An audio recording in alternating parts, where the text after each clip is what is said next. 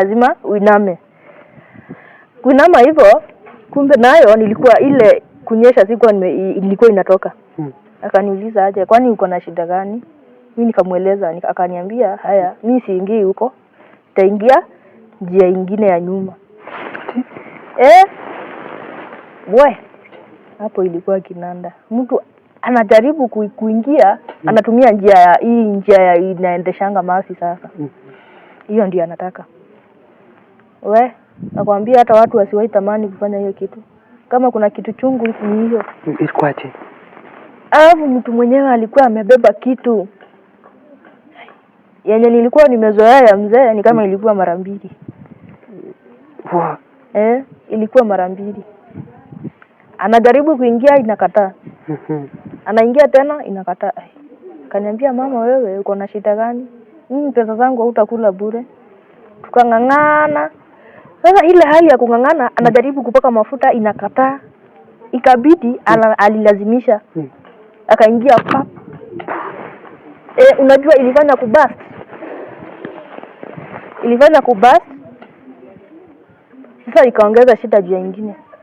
Na the time ili bust bado aliendelea na ule mwendo. Aliendelea. Wewe umelipo. Utafanya nini? Nilijaribu kupiga nduru akanipa mdomo. Bado tunaendelea tu katika ile hali. Akafanya hili kondengrana hata kutia ile kuinama.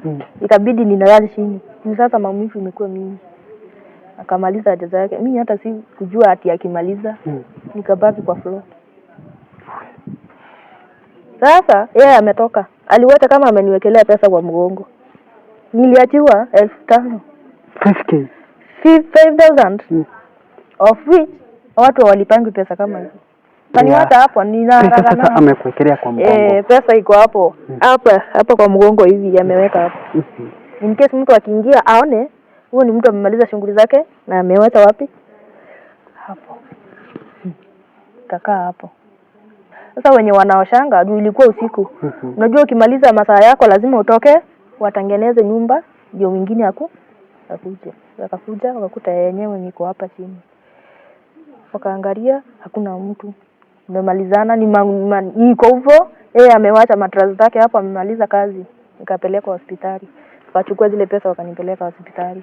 Zile tu pesa hizo zilitumika pale voko kulipia hospitali. Sasa zilikuwa za nini? Haikunisaidia hata. After pale hospitali kulikuwaje? Hata nikapeleka hospitali. Sasa mabesti zangu wenye tulikuwa tunafanya hiyo kazi, hiyo pesa yenye sasa nilifanywa na huyo mwanaume ndio ilitumika kulipa hospitali. Wao wakachanga pesa nikapeleka kwa watoto wangu sasa. Sasa mimi hapo imeisha hivyo. Nikakaa hospitali mwezi mmoja. Sasa ikabidi mtoto mdogo analetwa na mnyonyesha anarudishwa kwa nyumba tena. Nikakaa hapo. Sasa tena hata hiyo kazi siachi. Wakati nilitoka hospitali nikakuja nikakaa kwa nyumba. Siku hata ukarudi tena pale hivyo. Nitafanya nini?